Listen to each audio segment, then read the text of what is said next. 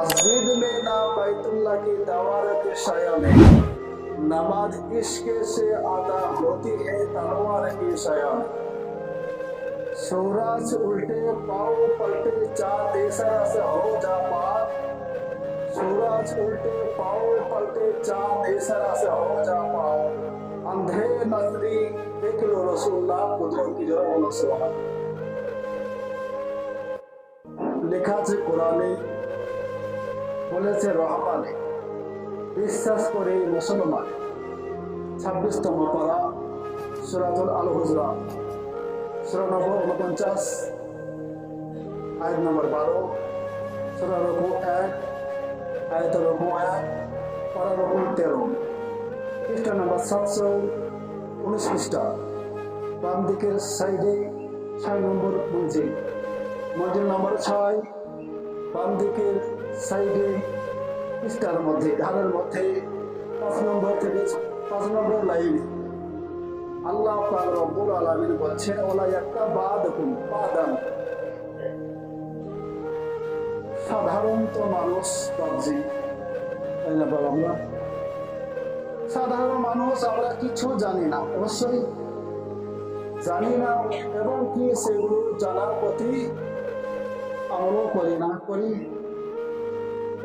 যেমন নামাজ ঠিক মতো করি না, যেমন রোজা ঠিক মতো পরিবার যদি কিছু অসুখ হয়ে যায় বা কোনো কিছু হয়ে যায়, ওই একটার বদলে 10টা ভেঙে দিলাম। কথা বুঝতে পারছেন তো?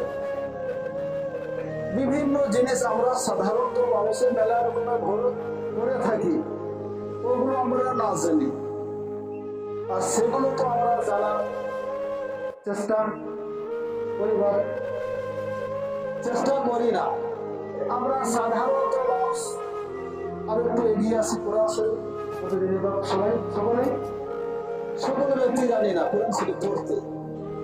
তাহলে আমাদের সূরা কয়জন বুঝতে পারছেন? বরং হয়তো এর মুখ থেকে ওর মুখ 2-4টা হয়তো মুখস্থ কর। যেমন সূরাতুল কাউসার, ইন্না আতাইনা, বুঝতে পারছেন? এই সূরাটি ছোট থেকে বড় ব্যক্তির পর্যন্ত মুখস্থ। ঠিক বলছে না ভুল বলছে? সূরা ইখলাস, অর্থাৎ কুল আল্লাহু আহাদ, বাচ্চা থেকে নিয়ে বড় পর্যন্ত যদি নামাজ নাও পড়তে যায় সেই ব্যক্তির পর্যন্ত মুখস্থ। কথা খারাপ বুঝতে পারছি? এই সমস্ত মুখস্থ এগুলো শুনেছে মৌলবী মাওলানা বা মিলাদে মেহফিলে বা ফাতিহা করতে গেলে পাঠ করতে হয়। আর যেটা কোরআনের মা বলা হয়েছে সূরা ইয়াসিন, তাকে বলে না জানেন? আর সেই সূরা ইয়াসিন যদি পাঠ করা হয় আপনি জানবেন। আপনি তো কোনো কারণ মুখ থেকে শুনেনি, যদি বা 2-1 শুনেছেন, তো সেটা কি পড়েছে আপনি শুনেননি। কেননা আপনি এর প্রতি আপনার ক্ষমতা নাই। কেন ক্ষমতা নাই? আপনি জানছেন না। যে জিনিসটা আপনার জানা থাকবে সেটা আপনি বুঝতে পারবেন যে এটা এমন হলো।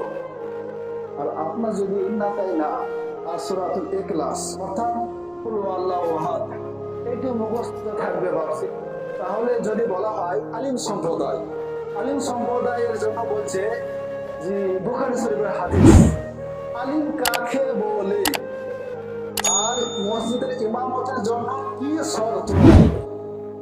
সাধারণ মানুষ আমরা জানি না।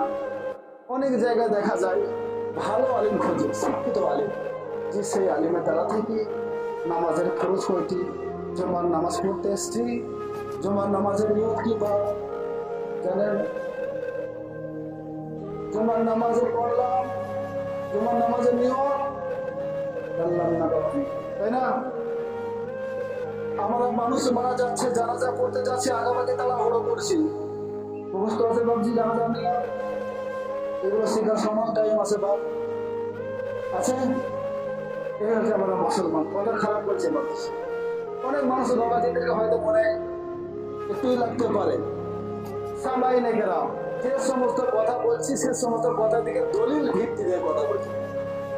সামাই নেকেরা কি বলতে আছে, তাহলে বলার উদ্দেশ্য এটাই যে আমরা ধরলে আলিমের জন্য বলেছি যে 5 থেকে 6টা জিনিস হুকুম আছে ইমামের জন্য।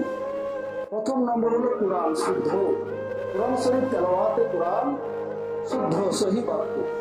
অধিকাংশ মুসল্লি ব্যক্তি বাবাজি সাধারণ মানুষ আমরা কোরআন শরীফ জানি না, জানি বাবাজি জানি না। তো সে জানি না অবশ্য, কিন্তু জানার প্রতি আমরা লক্ষ্য করি না বা শিখি না। আর আমি আপনারা যদি শিখি না বা জানি না, আর যদি দেখা যায় বলবে সে সূরা রহমান পাঠ করছে আর আপনার সূরা রহমান মুখস্থ আছে, বাবা আপনার কি মুখস্থ? আগে বলেছি বাবা ওই দুটো মুখস্থ আছে, পরের আপনারা মুখস্থ নাই, পরের আপনারা মুখস্থ নাই। দেখা যায় কোরআন শরীফ বলতে আছে বলাই একটা বাদ এবং বাদান, যে তোমরা কোনো ব্যক্তির, তাতে মৌলভী সাহেবের হোক, তাদের কোনো সাধারণ মানুষের হোক, ভাইয়ের হোক, ভাইয়েরও পর্যন্ত কেউ কারো সমালোচনা করো না। কোরআন বলছে 719 পৃষ্ঠা সূরাতুল হুজুরাত 12 নম্বর আয়াত, বাম দিকের পৃষ্ঠা 5 নম্বর লাইন। বাদুকুম বাদান আইয়া মানে আইয়ুহিব্বু আহাদুকুম আইয়াকুলা লাহমা। আর তোমরা যদি মনে করো যদি কোনো ব্যক্তির উপরে মানে কুশ্রদ্ধা, রটনা, বিবোধ রটনা, যেটাকে ইসলামিক পরিভাষাতে বলা হয় বিবোধ কর, তো এটার প্রতি তোমরা খেয়াল রাখো। আর এ সমস্ত মন্দ কোনো ব্যক্তির উপর না জেনে না নাই করে কারো কোনো একটা মিথ্যা রটাইও না। তো এই সমস্ত করলে পরে তোমাদের কি হবে জানো? নিজের ভাই, আপন ভাই মরা গোশত খাওয়া যায়, বৈধ আছে বাবজি। কোনো একটা গরু মরে গেছে, কোনো ছাগল মরে গেছে, সেই গরু যদি আপনি দেখেন সেই গরু গোশত খাওয়া যায় হবে? আপনার কি গো, আপনার ঘুমাচ্ছে নাকি বাবজি? তাহলে সেটা জায়েজ হবে না, কথা বুঝতে পারছেন বাবজি? মানে 2-5 মিনিট বেশি নয়, তো সেটা জায়েজ হবে না। আর এটা এতটাই পরিপূর্ণ জঘন্য, নিজের মরা ভাইয়ের মাংস খাওয়া কি আছে, ঘৃণা করি না আমরা, ঘৃণা। আর মানে এটার জন্য আরো বলছে, আর ওইটি সমালোচনা কোন ব্যক্তির উপরে না জেনে না বুঝে করলে পরে সেই ব্যক্তি মরা ভাইয়ের মাংস খাওয়ার সমতুল্য হবে। তাহলে সেটা তো আমাদের জঘন্য। ওটা যদি জঘন্য হয় তাহলে কোনো ব্যক্তির উপরে না জেনে না বুঝে সমালোচনা করা জঘন্য এবং গীবত। কি বলছে হাদিস হলো, হাদিস শরীফের মধ্যে, মুসলিম শরীফের মধ্যে 2579 নম্বর হাদিসে বলেছে যে একটা সময়ের মধ্যে নবী মুস্তাফা নবী পাক সাহিবুল আউলাদের কাছে আসলেন, তো জিজ্ঞাসা করছেন যে তোমরা গীবত জানো? তো সাহাবীগণ বলছেন ইয়া রাসূলুল্লাহ, ইয়া হাবিবাল্লাহ, ও সম্বন্ধে আল্লাহ এবং আপনি ভালো জানেন, এ সম্বন্ধে আমরা ভালো বলতে পারবো না। তো রাসূলুল্লাহ সাল্লাল্লাহু আলাইহি সাল্লাম বলছে যে ব্যক্তি নিজের ভাইয়ের, নিজের আপন ভাইয়ের সমালোচনা করলো, কোরআন শরীফে হাদিস শরীফের মধ্যে বলছে, তো সেই ব্যক্তি কি হবে? সেই ব্যক্তি নিজের ভাইয়ের মানে এতটাই খারাপই করলো, সে মরা ভাইয়ের মাংস খাওয়ার সমতুল্য হয়ে গেল। তো সাহাবীগণ বলছে ইয়া রাসূলুল্লাহ, ইয়া হাবিবাল্লাহ, আর ওই জিনিসটা যদি আমার ভাইয়ের মধ্যে থাকে তাহলে এটা কি হবে? তো নবী মুস্তাফা বলছেন ওইটি বিরোধ হবে। আর ওইটি যদি তার মধ্যে না পাওয়া যায় তাহলে সেই ব্যক্তির মধ্যে কি হবে? একটা বাহানা, একটা মানে একটা তহমত, একটা খারাপিতা, মান সম্মানকে সেই ব্যক্তি খারাপিতা করানো হবে বলতে আছে। আরো রাসূলুল্লাহ সাল্লাল্লাহু আলাইহি ওয়াসাল্লাম থেকে বর্ণিত মানে কি আবু দাউদ শরীফের মধ্যে, বুখারী শরীফের মধ্যে বলা হয়েছে হাদিসে বলেছে যে বলছে নবী মুস্তাফা যখন মেরাজের মধ্যে গিয়েছিলেন, তো নবী পাক সাহিবুল আউলাদ মাকি সরদার রহমাতুল্লাহি আলাইহি নবী মুস্তাফা মেরাজে যখন গিয়েছিলেন তখন মানে তুমি দেখতে পেয়েছেন কিছু শ্রেণীর ব্যক্তি তাদের হাতের নখগুলো ছিল তামার মতো, তামা। আর সেই নখগুলো দিয়ে নিজের মুখের চেহারা গুলোকে তারা কি করতে আছে? খামচাতে আছে, আর নিজের শরীরকে তারা খামচাতে আছে। আর তখন নবী মুস্তাফা জিজ্ঞাসা করলো যে এই কোন ব্যক্তি নিজের হাতের নখ মানে কি আছে তামা, সেই হাতের নখটা আমাদের নখ আছে বলে, আর সেই ব্যক্তিদের নখ শুধু তামার মাছ, তামা কাটা। এত বড় বড় নখ, আর সেই নখ দিয়ে নিজের চেহারাকে তারা কি করে আছে, খামড় চুটে আছে, কত বিক্ষত করতে আছে। নবী মুস্তাফা জিজ্ঞাসা করা না, নবী মুস্তাফা জিজ্ঞাসা করেন, জিবরিল এই ব্যক্তি কারা, নিজের মুখে নিজের নখে দিয়ে খামড়তে আছে এবং কি সেটা ক্ষত বিক্ষত করতে আছে, খামচাতে আছে, এর অপরাধ কি করেছিল? তো জিবরিল সালাম বলছেন, ইয়া রাসূলুল্লাহ ইয়া হাবিবাল্লাহ, এই ব্যক্তি কি করতো, সমালোচনা করতো, গীবত করতো। হাদিসে কুদসিতে বলছে, আল গীবাতু আসাদুম মিনাজ জিনা, গীবত এমন একটা জিনিস, জিনা বলেছেন যে মায়ের সঙ্গে 36 বার ধরে কোন লোকের জিনা করা, নাউযুবিল্লাহ। তাহলে কত বড় হবে আমাদের, বুঝতে পারছেন না?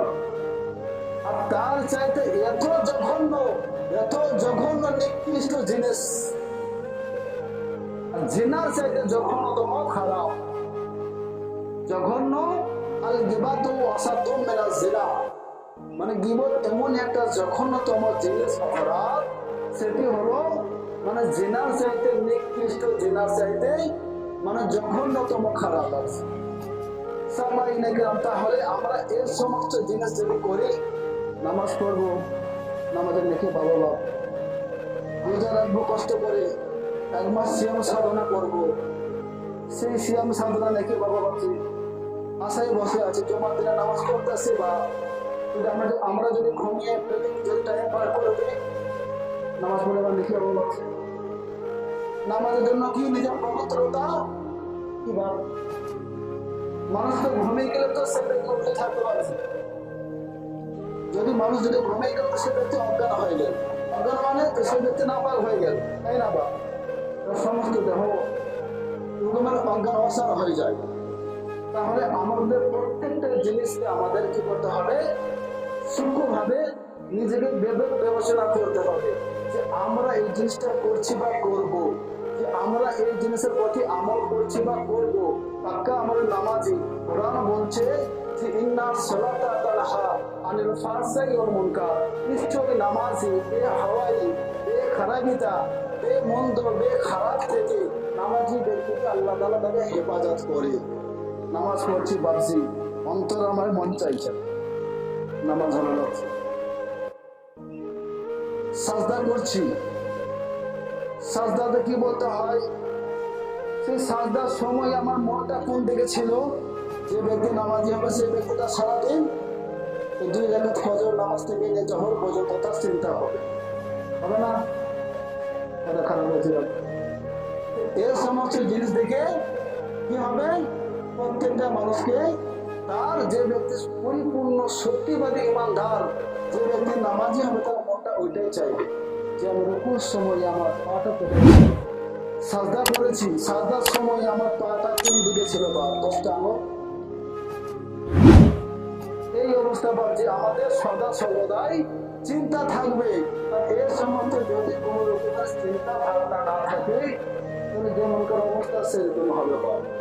তাহলে কি বোঝা গেল, আমাদের প্রত্যেকটা জিনিসের মধ্যে দেখা যায় যে আমরা সাধারণত মানুষ এর প্রতি আমরা খেয়াল রাখি না।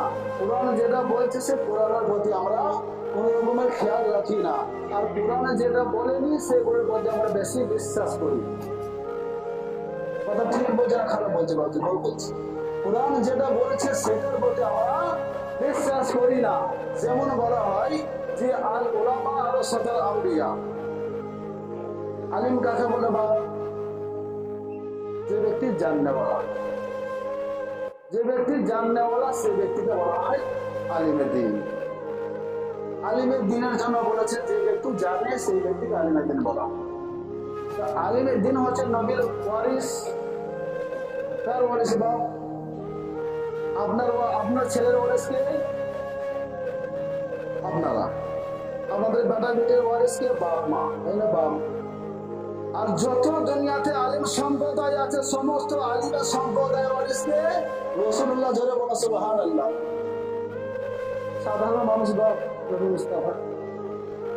আপনি আপনাদের ছেলে মেয়েদের ওয়ারিস, ভাগবন্টন জমি জায়গা যা আছে, যাই বা কিছু আছে, আপনি ওয়ারিস।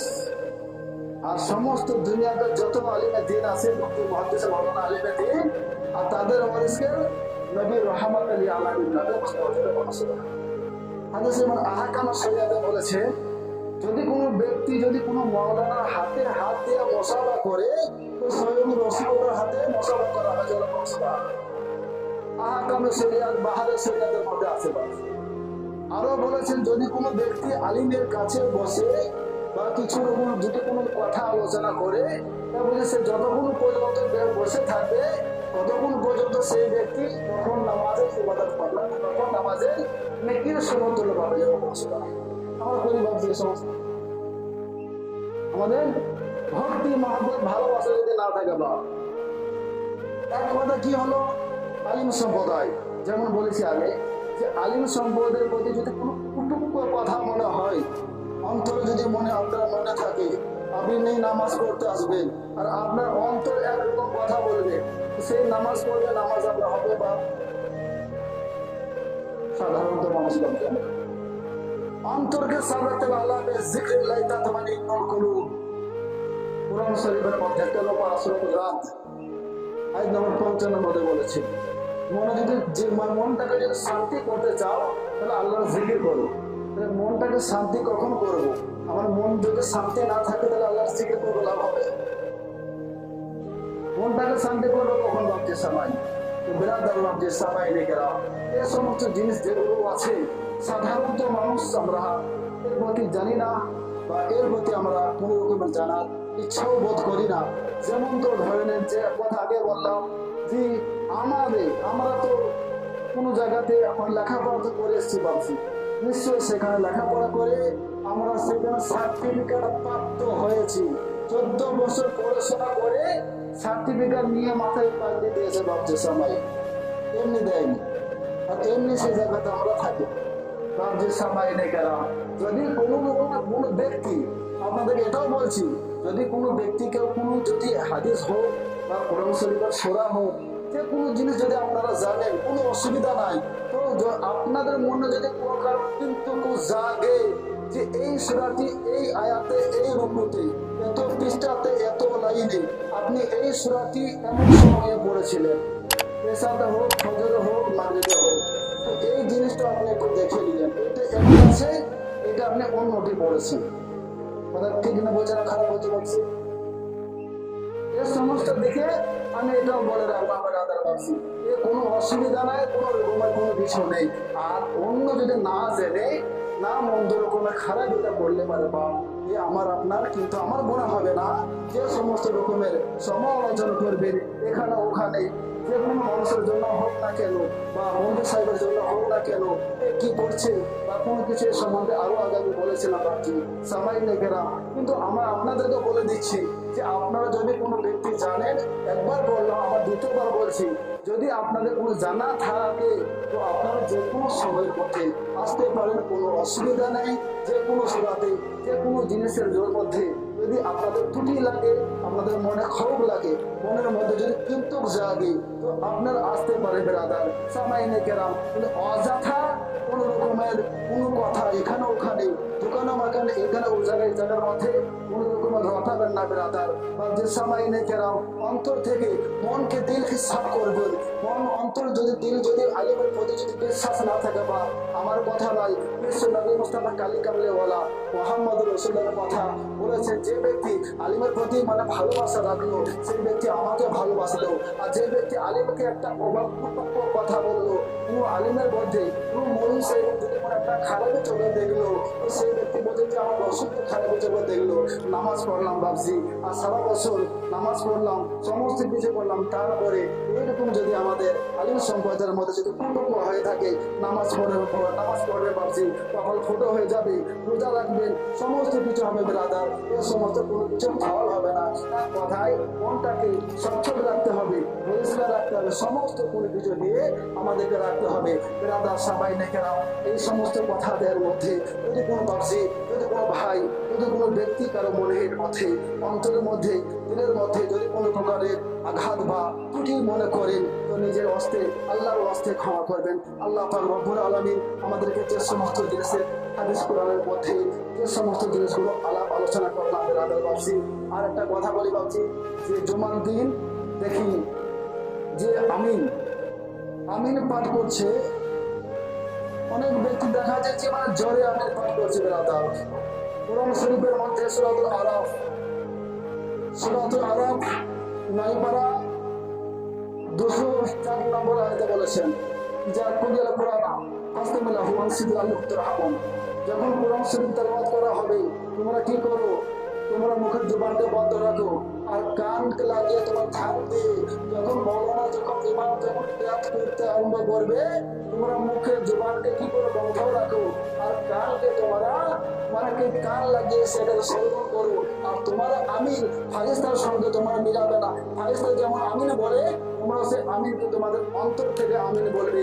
তোমার আমিন তুমি যেন আমার না শুনতে পাবে। বিরাদার বাবজি, আমাদের মাসলাকে আলা হাজরাতের কিতাবের মধ্যে অনেক রকমের আয়াত আছে, অনেক হাদিস আছে বিরাদার বাবজি সবাই দেখলাম। আর এরপরে বলি আমিন আপনারা কেউ কিন্তু মানে জোরে বলবেন না। আমিন কিন্তু যেভাবে বলবেন কেন আপনার পাশের লোক যেন আপনার আমিন যেন না শুনতে পায় বিরাদার বাবজি। তো বিরাদার আল্লাহ পাক রব্বুল আলামিন যে উদ্দেশ্যের মধ্যে বাবাজি ভাই আমরা কত কষ্ট করে এই নামাজের মধ্যে এসেছি, আমাদের নামাজকে আল্লাহ পাক রব্বুল আলামিন যেন কবুল করে আর এবং আমাদের গোনাখাতা জীবনের মধ্যে আমাদের সমস্ত রকমের আমাদের মিথ্যা থেকে অপবাদ থেকে আমাদের বিপদ থেকে আমাদের সমস্ত খারাপ যত আছে এই সমস্ত জিনিস থেকে আল্লাহ পাক রব্বুল আলামিন যেন আমাদেরকে হেফাজত করে যেন পাক্কা সাচ্চা ইমানদার নামাজি বানিয়ে দেয়। সকলে বলো আমিন।